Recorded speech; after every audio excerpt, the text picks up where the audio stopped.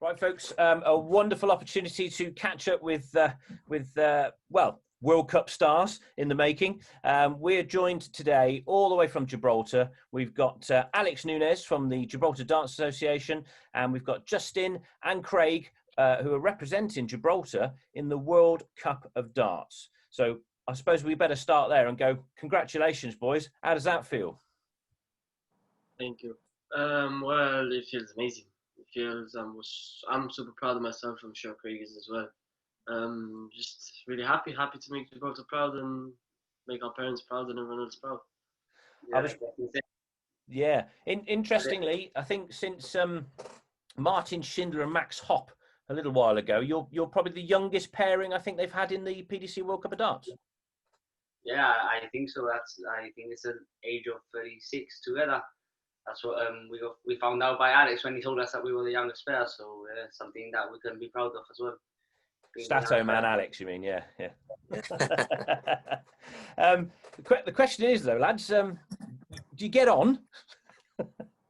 Yeah, we've been friends since how primary school. So we were really, really young. Yeah, we've always been together. We've played football, and I didn't know he was in darts. And when I joined, I just met up with him after a couple of years, and since then on, we've always been friends since very small.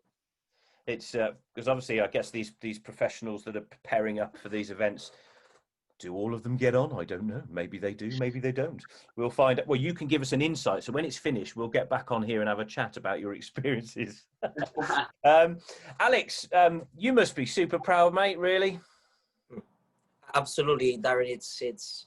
It's a pleasure because it just goes to show that the current system we have in the GDA Youth Academy is working, and we're reaping the benefits of the system we put in place.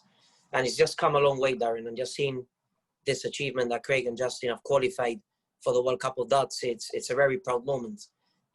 When we started the Youth Academy, what we wanted to do is end the dominance of those players who are at the forefront of Gibraltar Darts previously. Players like Dyson, players like Dylan, players like George at the time, who was a really good player, 10-time Gibraltar national champion. And I think we've very much done that now. It's Justin, Craig, playing excellent darts. We've got players like Sean, and we've got just many youth players coming across our ranks. So yes, it's a very proud moment. And boys, this isn't just the only thing you do. You played for World Cup of Darts. You play a lot of stuff. What development? You're traveling a lot and coming over to do development tours or challenge tour. What are the things you're doing? Well, yeah, like last 2 weeks ago we went to the development tour. That was my first one. Justin went to Germany earlier this year. Obviously because of the pandemic. Everything stopped. So yeah, plan is next year. Hopefully, fingers crossed, everything's all right and fine to travel, and we'll be there at the development tours and every other PDC events that our management sends us to.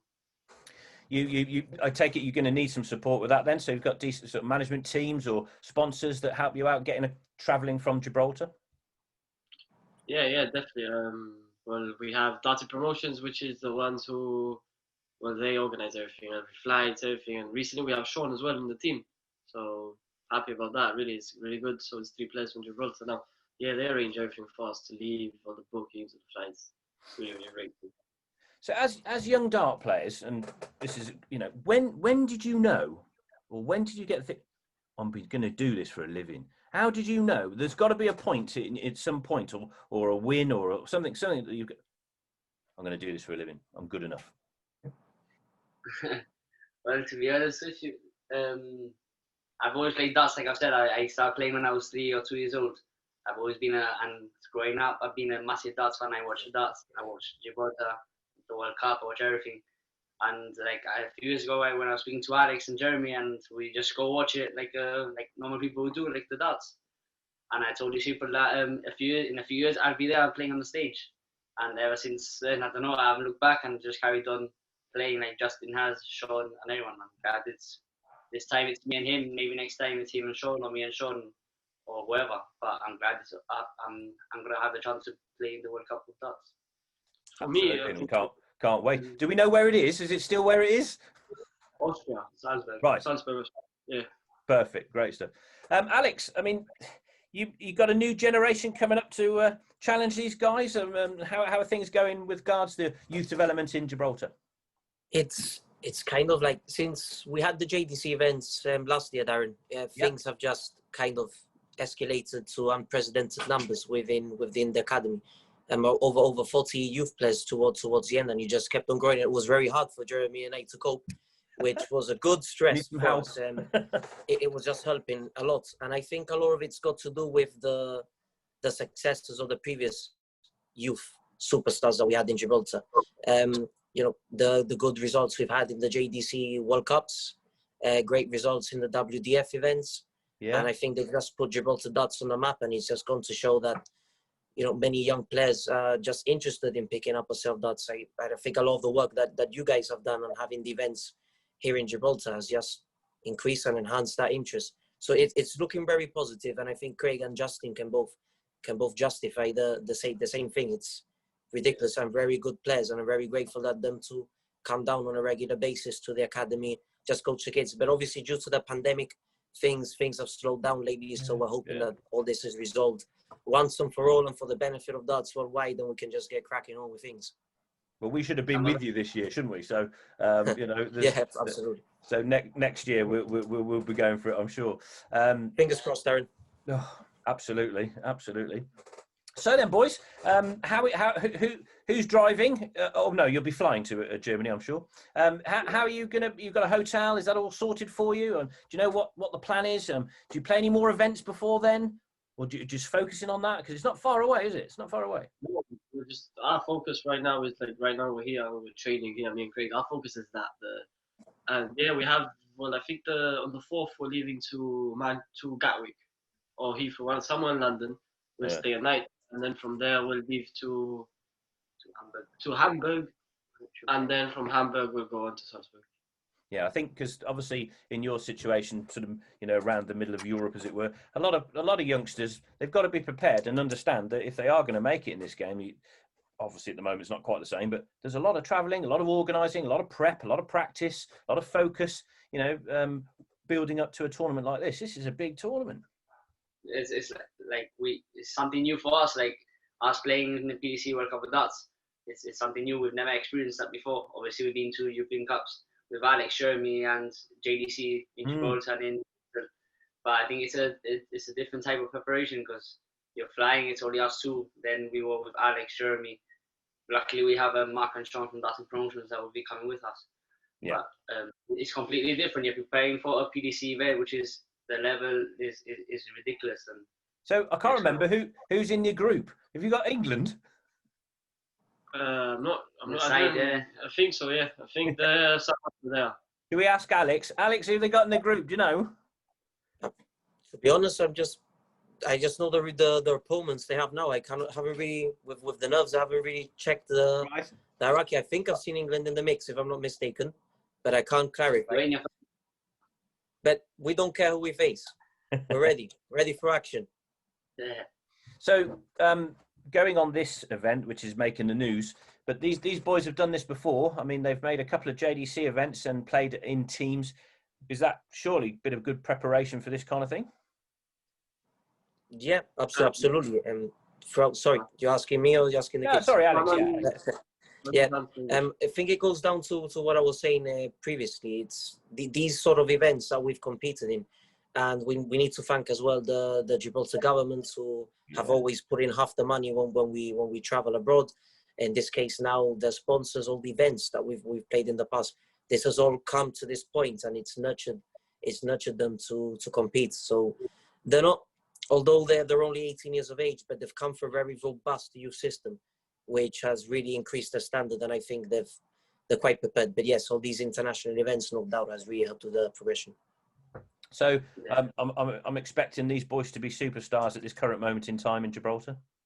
Yeah, I hope so. They've come a long way. I remember when we restarted youth darts 7 years ago in Gibraltar. I was 20 years of age. Suffered from slight injuries, and it's what Steve Brown once said in an interview we had in GBC here in Gibraltar. If you can't play, teach. And that's what we decided to do. So Jeremy and I started getting things going at the time. And I remember when Craig walked in through the door, he couldn't choke a game of darts. he didn't know his finishers, and he could hardly reach the board. So he's come a long way since then. And then I also remember the first day Justin walked in. He came to the Laguna Social Club at the time when we used to play, and you could just tell instantly that was one of the most natural throws. So we didn't really have to coach him much on his throwing technique. And he left, and he didn't come for a few months. If I'm right, no, Justin. He didn't come for a few months, and every time he used to walk outside that social club, I just used to shout at him, tell him I wanted him here next week. I want you here next week. Get practicing, get going, because it was one of those talents we didn't want to leave the door and never return. And we weren't mistaken. We weren't mistaken. These players have proved to achieve a hell of a lot at their age. Particularly when we visited Gibraltar and all the work we've done, because people think we probably just rocked up and did a tournament, but obviously we visit quite regularly and talk a lot. Yeah.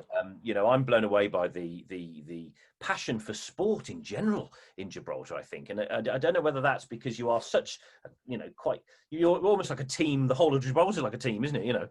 But in darts, this is looking really rosy for Gibraltar, and for the kids coming through, hopefully. But it's a mafia when it comes to sport in Gibraltar. I think Justin and Craig can clarify that where it comes to football, whether it comes to any sport. We're always down at the Victoria Stadium as Gibraltarians, very proud of our identity. And when we compete with other countries, we just gather up all together. And darts is no different. Darts has been, just look back at the Gibraltar Darts trophies, the games when the Gibraltarians are up on the stage. The Gibraltarians are just one loud bunch. And I think you've experienced it yourself, Darren, in some of the events when we almost beat the Netherlands a couple of years ago. Yeah. I think we would have caused a riot if that would have happened. But yeah, it's very passionate country. So, gentlemen, what is the plan now then? So we've got a bit of practice to get. So you constantly practicing together, or do you tend to practice separately with other people? How's it going to be going for the next couple of weeks? No, we're trying almost every day. We train together. We prefer training together, especially for this event.